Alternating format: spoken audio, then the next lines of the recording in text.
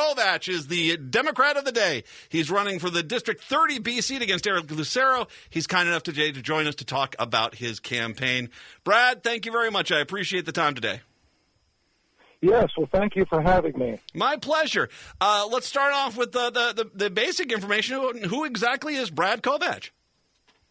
Well, I live in Otsego up in District 30B. Of course, I'm a lifelong Democrat, and what I do for a living is I'm an environmental consultant, and I do environmental impact studies and permitting. And I decided to run, and after my predecessor, Margaret Fernandez, moved out of the district. So here I am. You do environmental impact studies. That sounds fascinating. Is this do you do it for development, for corporations? Who do you for education, for universities? Who do you exactly work with? Well, I pretty much do it for all kinds of development and infrastructure. So, for example, I spent 6 years of my career working at the Minnesota Department of Transportation, and in that role, I did it for all of our transportation projects. Since then, I've also worked, everything from mining to pipelines to renewable energy facilities, airports, you name it. I've done environmental impact studies and permitting on it. And that's what I do. One of the things I love about that, Brad, is considering the district. It's a growing district. You have, great ag sectors there. It's got a strong traditional ag backbone. But you also are looking at, because of where it's located at, the natural growth that comes with a high volume road and Interstate 90 there, and of course the 94 rather, and then of course the as well you get the growth that happens with we get the train that runs up there. You're looking at growth that's happening. You can either hope it works well or you can work with it. And with your background, I imagine that's a talent you bring to the table, that you can look at growth and say, you know what, growth is going to happen. We need to look at it, but we need to do it environmentally friendly. Yes, exactly, and be proactive. We are one of the fastest growing areas of the state. Yeah. And like you mentioned, we're a traditional, agricultural area that now has become becoming a bedroom community for commuters, either up to St. Cloud or down to the Twin Cities.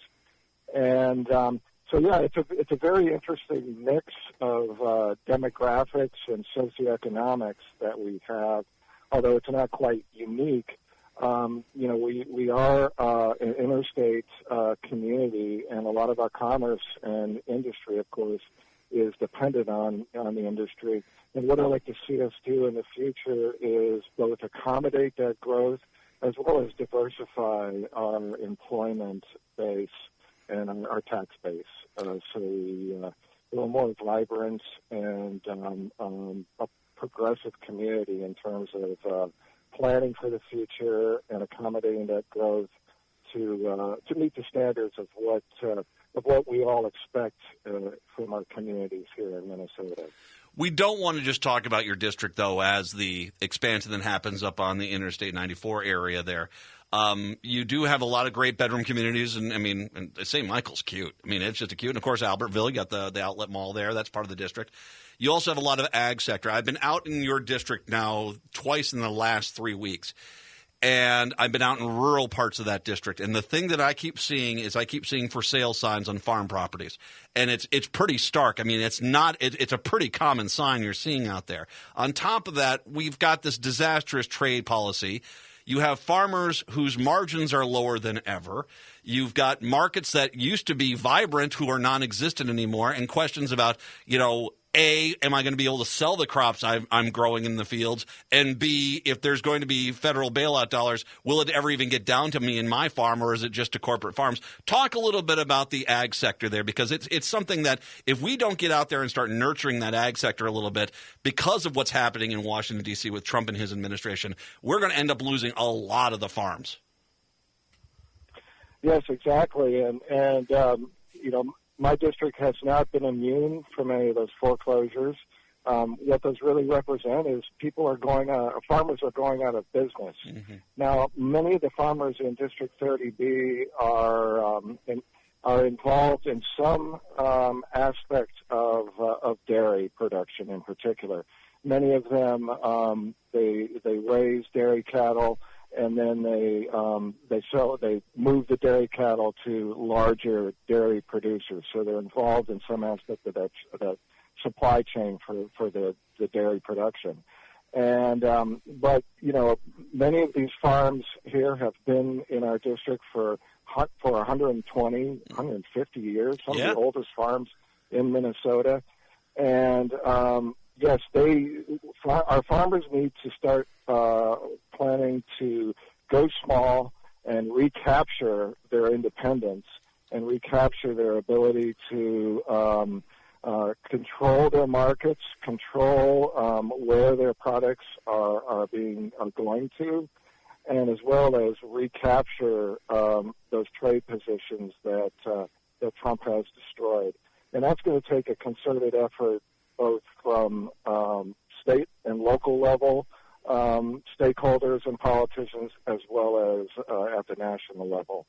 And it does not help having a politician in there who basically doesn't see the person who's causing all this damage and pain to the dairy farmers, to the other farmers, as Trump's fault when it clearly is. And you talked about, dairy farms across the country have been hit. You're talking about something where that there doesn't seem to be any urgency by Perdue, the ag secretary, or the Trump administration to deal with this. Having a lapdog rubber stamp for Trump policies is not helping 30B. Not at all, and neither have the fuel standards in terms of biofuels. Yeah. Trump administration has completely turned its back after promising, our corn producers that they would be protecting ethanol and strengthening the ethanol position in the fuel supply chain, and just the reverse has happened. Trump has outright abandoned the farmers on that promise. And now, not only do we have all these other elements to our farm crisis, we also have an ethanol and a biofuel farm crisis, which employs a good number of Minnesotans all throughout the state. Not just the producers, the corn producers, but the people who work in the ethanol production facilities.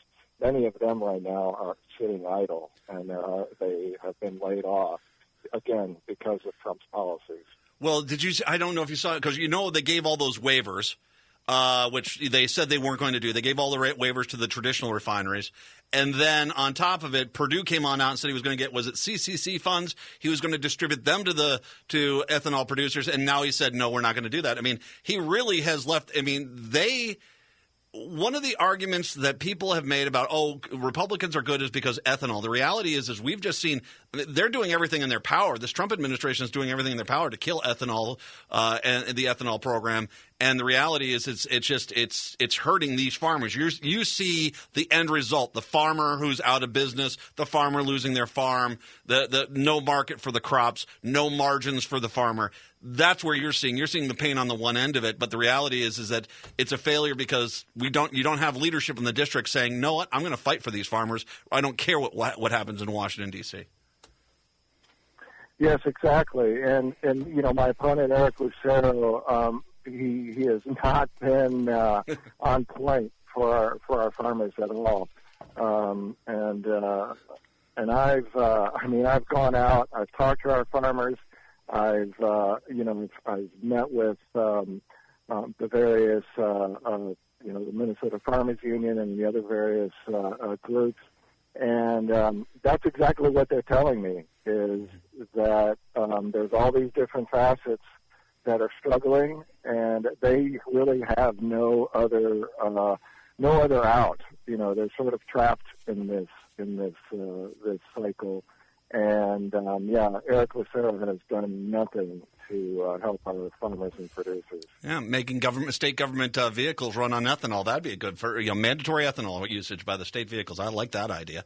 One of the things we also want to bring up for your district is the education funding, because your district, once again, you do have St. Michael Albertville, which is, a great school district there, and it's a growing school district. But you also have a lot of school districts which are seeing the same problem other school districts in rural Minnesota are. The current funding model just does not work for these rural schools, and we need to address that. Correct?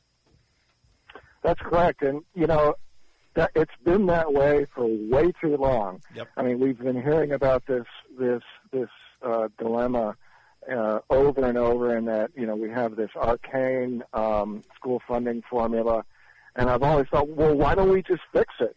It's that easy. It's a matter of legislating and our elected officials doing their jobs to reformulate and change that funding scenario. Because St. Michael Albertville schools, that's one example in my district. People move out to the district because of the schools. Yet, not only have they always been struggling and been shortchanged, I guess is a good way to say it, because of this formula, because they don't meet the various criteria that draws in larger amounts of school funding. Throw that on top of the COVID economic crisis that has hit our public revenue streams, and St. Michael Albertville schools and many others are in really, really dire straits here. They're looking at, talking about laying off teachers in the short term here, and they're still really struggling to figure out what they're going to do in terms of long-term funding.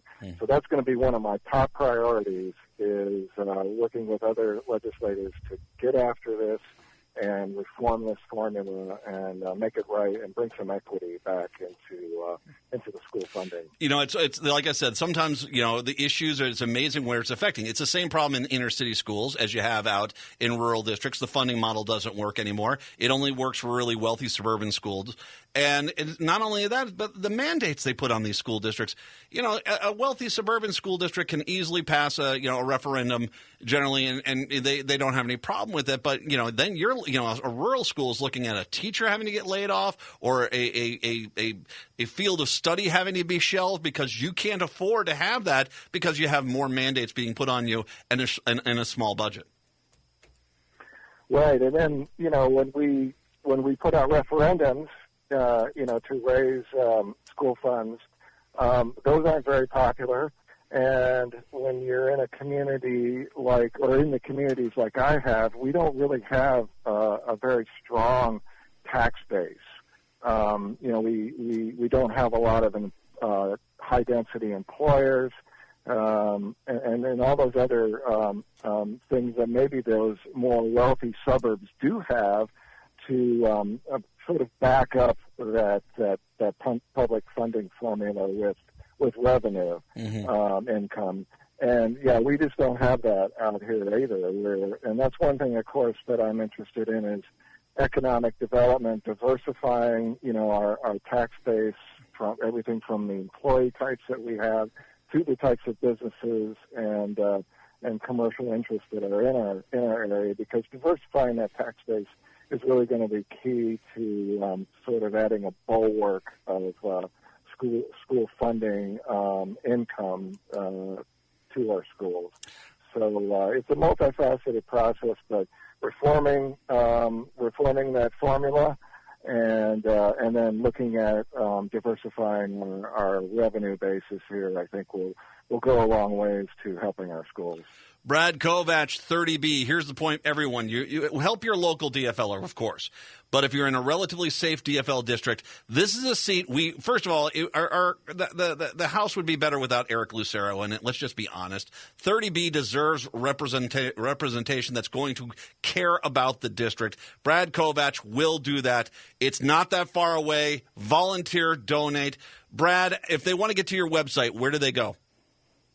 It's Brad for MinnesotaHouse.com. And anyway, you can, of course, just Google my name, Brad Kovach, for state representative. and that'll show up too. All right. But KOV as in Victor, ACH. Brad Kovach, 30B Democrat of the Day. Brad, an absolute pleasure chatting with you. All my best in your race, and hope to see you in St. Paul in 2021. Yes, and likewise, guys. Thanks a bunch for having me, and let's go win.